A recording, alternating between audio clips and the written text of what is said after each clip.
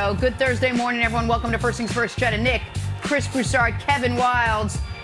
No victory cigars for you, Nick, this weekend. Your Chiefs are watching just like we all are. You're okay with that? What the hell? What? What a way to start. That's like the animation. That is no way. Shots, right? What are you talking? Okay. I mean, that's okay. What? Listen, It is true, had you though. listened to me before the show started, I said, this is what I would like to ask you. Everybody ignored me. I said, okay, we're going with it. And that's what happens on live television. Next time you will open my mic earlier.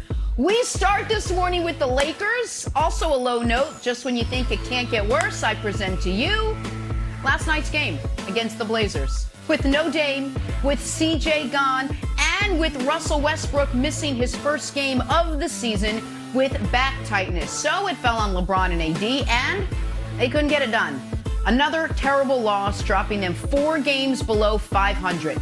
Magic Johnson tweeting afterwards, "I'm speechless." LeBron admitting afterwards, yeah, the trade deadline's been a distraction. Obviously, obviously it's something that's weighing on this group that we're trying to all, get through. Almost feels like it's, like fog, just fog in the air, and we're all trying to see what's on the other side of it. And, obviously I'll take today, take tomorrow like any other day. And if something changes, then I'll approach it. But, I'm literally I'm tired as hell right now. I just want to get some wine and get into bed and wake up tomorrow. I feel good about what tomorrow has in store, and we'll see what happens. We'll see what happens as far as the deadline. But other than that, I'm kind of just focused on what we can do to be better. I actually had the same night LeBron did. Had some wine, I got into bed. Broussard, do the Lakers need to make a major move today? Well, Jen, I'm going to do a LeBron a favor and tell him what's on the other side of that fog. Nothing. Here we go. All right. It'd be great if they could make a major move, but they can't. All right. They don't have the assets. We talked about Russell Westbrook yesterday and a trade for John Wall, which I would like to see happen. Don't think it's going to happen because Houston also wants, in addition to Westbrook, they want the Lakers' 2027 first-round pick.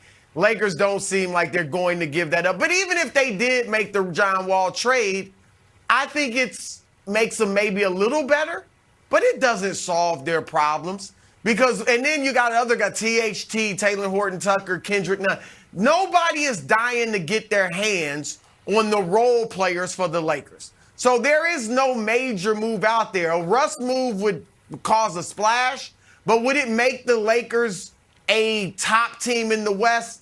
I don't think so, because we saw last night that for all his struggles, Russell Westbrook is not the only problem with the Lakers. They got 2 other issues when it comes to winning a championship.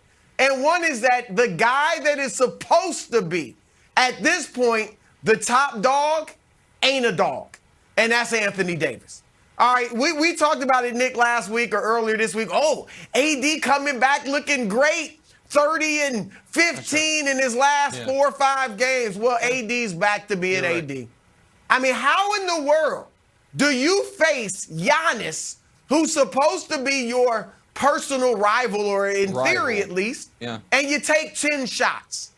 And then last night against Portland, against a G League team, you in pretty much a must-win situation when the sky is falling, and you take 10 shots. What do you take, 11 or 10 or 11 shots?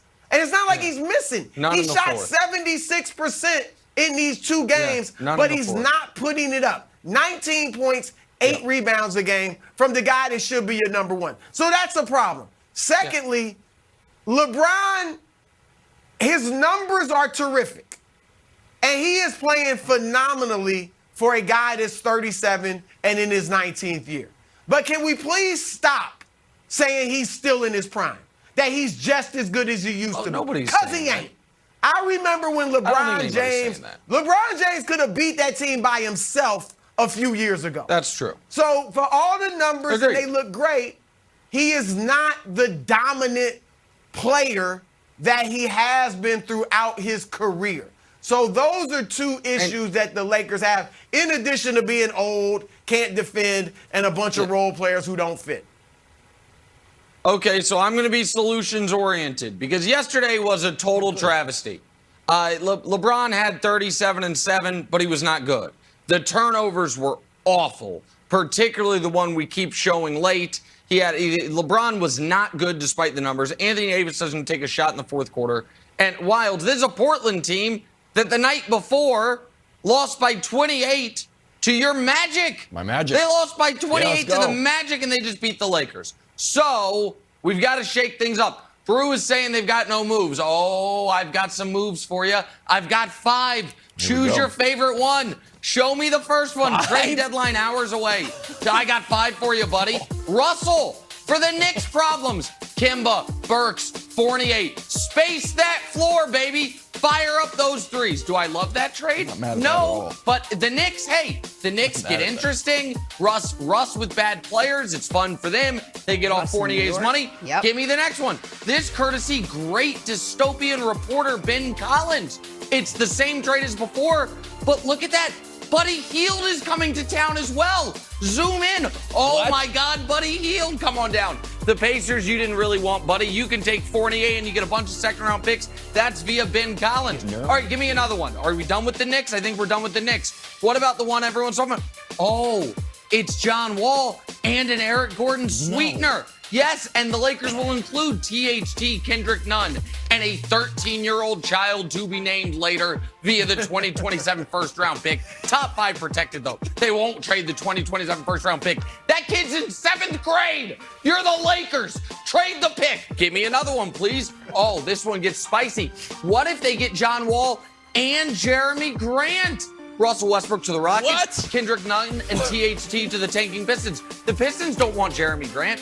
THC's got some upside. Cheaper contract, too. And then, wait, don't show this one yet. Don't show it yet. No one has proposed this trade except for me via unreturned text to Daryl Morey. Show the last one. It's a clutch sports extravaganza. Ben and Max to the Lakers. LeBron to the Sixers. LeBron, get the hell out of there, buddy. I hate that. Go win a title. Get the hell out of there. 4th team, 4th championship. You and Joel. Daryl, tell the Nets, if they keep screwing around on Harden, you've got this trade in your back pocket. Call it in, Daryl. Okay. There it is. Wilds, we have 4 ways to fix the Lakers and 1 way to where I don't have to watch the Lakers anymore. Either way, I'm a happier man. I'm happy that you're so solutions-based. I actually, Broussard, don't hate the Kemba trade. I do think it's a little embarrassing is probably the right word, that Leon Rose signed Fournier to a huge contract and then would try to move off it. So, but out of all of Nick's trade, I don't hate Russ coming to New York, and here's why. You mentioned it earlier this week. Russ can thrive if he's the star. Just let Russ cook. We take a little Seattle Seahawks, a little spice to this narrative. Let Russ cook on his own squad. So either he goes on a different team, a bad team, and just run the show, like you said, just have fun in the Garden, or this is probably where we might end up, Broussard. Russell Westbrook is coming off the bench, and he's no longer leading the league in minutes. He doesn't have to play with AD and LeBron. And you know what the Lakers could have used last night? Russ coming off the bench. Like, LeBron and AD, why don't you take a break? Let's see if Russ can fire up this team. Maybe they don't belong together. Maybe they don't gel. And maybe Russ just runs a second unit. It's not in crunch time, not in overtime, didn't play the fourth quarter the other day.